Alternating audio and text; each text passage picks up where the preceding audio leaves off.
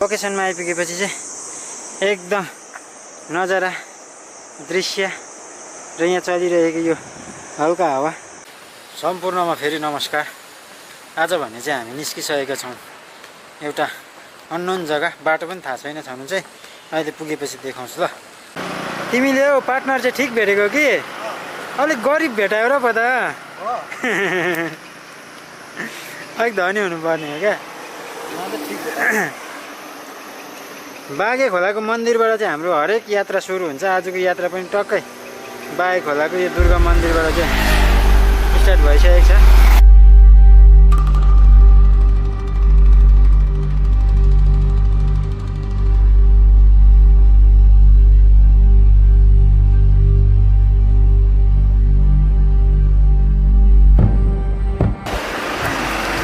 QR देऊ भाइ।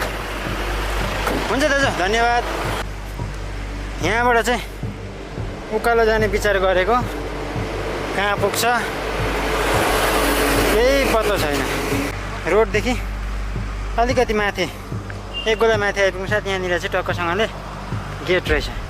अब बाटो यो हो कि होइन हामीलाई राम्रोसँगले थाहा पनि छैन। हिँडेको चाहिँ यो माथिको डाँडा देख्नु हुँदैछ होला। यो माथिको डाँडा चाहिँ गएको हामी चाहिँ हेर्दै गर्नुहोस् के कस्तो हुन्छ ल, अपडेट दिँदै गर्छु म। गेट काटेर अलिकति माथि आइपुगेको। यहाँ त पुरा कपुर कपुर रहेछ। यहाँ कपुर, यता नि कपुर हो, यता नि कपुर, यहाँ तलतिर पनि कपुर। सायद यहाँ मास्तिरबाट हुनुपर्छ बाटो। सायद हामी गलत बाटो आएछौँ कि क्या हो, हुनुपर्छ। यो माथिको बाटो चाहिँ सायद हामीलाई गन्तव्यसम्म पुर्याउने बाटो चाहिँ अर्कै रहेछ। यहाँ रहेछ जङ्गलै जङ्गलको बाटो हुँदै अर्पण भाइ र म रोड छोडेर निकै माथि झन्डै रोडबाट आउँभयो 20 मिटर। 20 मिटर अरे 20 मिटर त आयो नि हामी है। 20-60 फुट त बेसी माथि आइसक्यो। हेर्दै गर्नुहोस् के कस्तो छ। ऊ पारि पल्युसन हेर्नुहोस्।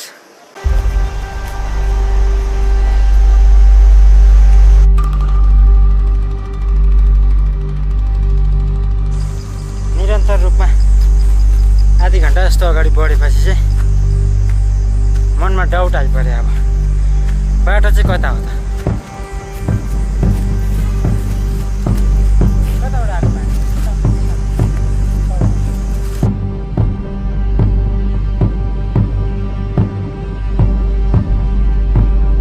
झन्डै हाइवेबाट चाहिँ 1.5 घन्टा जति माथि हिँडेर आएपछि चाहिँ यो भाइले पत्तो लगायो यो बाटो चाहिँ गलत रहेछ।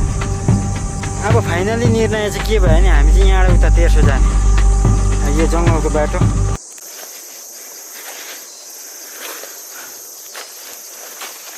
अच्छा केले चिल्यो नि नारायण खुट्टामा सिस्नु थियो त्यहाँ टाढा उयो है चिल्यो।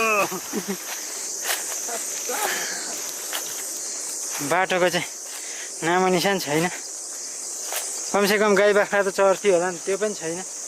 गाई बाख्रा झरी चर्ने ठाउँ छैन रहेछ यार। कस्तो जङ्गल। ऊ तल ऊ बाटो कति चाहिँ चिल्यो कति चिल्यो कति। ए नारायण हरि विष्णु। हरेक खुबसुरत गन्तव्य पुग्ने बाटो चाहिँ यस्तै हुन्छ भन्न चाहन्छु म चाहिँ। तर यति साह्रो नै हुन्छ भनेर चाहिँ सोचेको थिइनँ मैले। सोच्नु चाहिँ हुन्छ अरे साथीभाइ हो। यसमा घिउ भाइले घिउ निकाल्दैछ। थट आमाको दुध चुसेर भएन, बाउको घुँडा चुस्ने भनेर जस्तो भइगयो नि यो त। अन्त हुँदैन हौ भाइ, छोड्दैछौँ। ओ भाइ ए छैन यसमा। अलिक माथि आइपुगेपछि अलिक समतल जमिन भूभाग आइपुग्यो। अलिक आशा लाग्दैछ कतै त पुगियो होला भनेर। एउटा यसो गाई बाख्रै हिँड्ने बाटो भेटेको भए पनि धेरै सहज हुन्थ्यो हामीलाई त्यहाँसम्म पुग्नको निम्ति।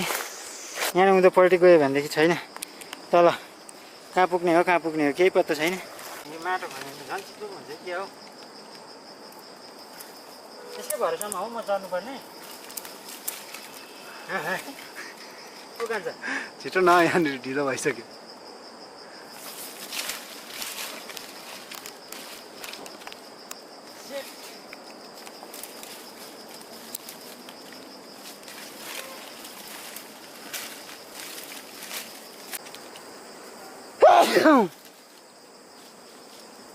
ए बजरङ्ग बली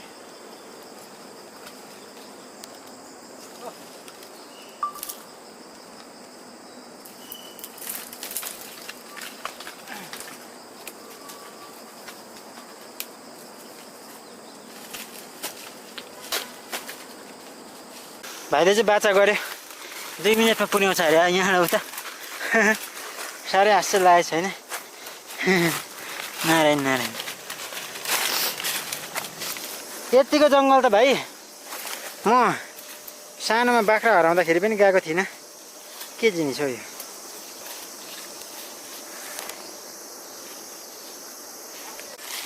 हो कि होइन जस्तो बाटो छ आम्मा पारि डाँडा त्यो पारिपाटिक डाँडा चाहिँ पुग्नुपर्ने हो अब हामीमा चाहिँ एउटा अन्तिम चुनौती छ यो पारिपट्टिको पाखाको काटेर चाहिँ यो माथिको डाँडा पुग्यो भने चाहिँ बाटो भेटिन्छ होला होइन अघि त देखेको थियौँ माथिबाट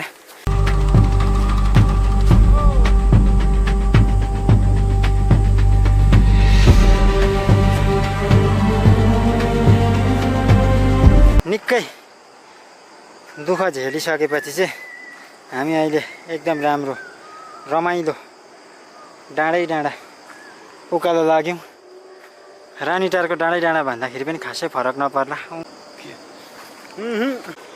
झन्डै बाटो चाहिँ हाइवेबाट 1 घन्टाको बाटो रहेछ क्या हो कि तर यस्तो घुमाइ भयो अब यो जङ्गल त्यो घुम्नाले गर्दा चाहिँ हामी चाहिँ झन्डै 2-3 घन्टा जस्तो लागिसक्यो त्यो मुनि जङ्गल जानुपर्ने टिस्टा खोला यहीँ छ यहीँबाट आएको हामी हो यो पारिपट्टि मामरिङ ए भगवान् भाग पार गरेपछि यता चाहिँ फेरि एउटा गाउँ रहेछ के हो नि गाउँ आइपुग्यो हामी कहाँबाट त्यत्रो झोडी जङ्गल पेलेर चाहिँ एउटा गाउँ आयौँ यहाँबाट लाग्यौँ हामी चाहिँ झन्डै 3-4 मिनट 5 मिनट जस्तो ओह्रालो झरेपछि हामी चाहिँ आइपुग्यौँ यो ढुङ्गामा हो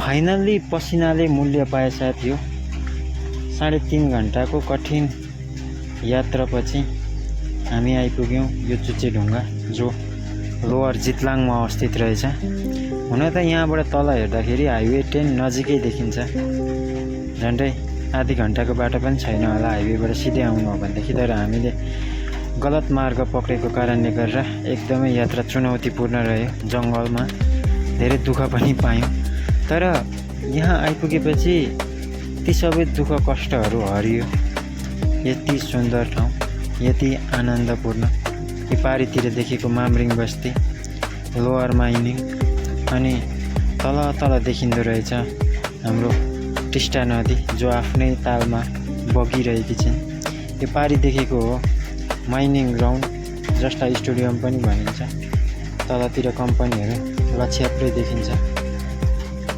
यहाँ चलिरहने हावा अनि यी सुन्दर दृश्यहरूले हाम्रो थाकेको शरीरलाई केही बेरमा नै शान्तिपूर्ण बनायो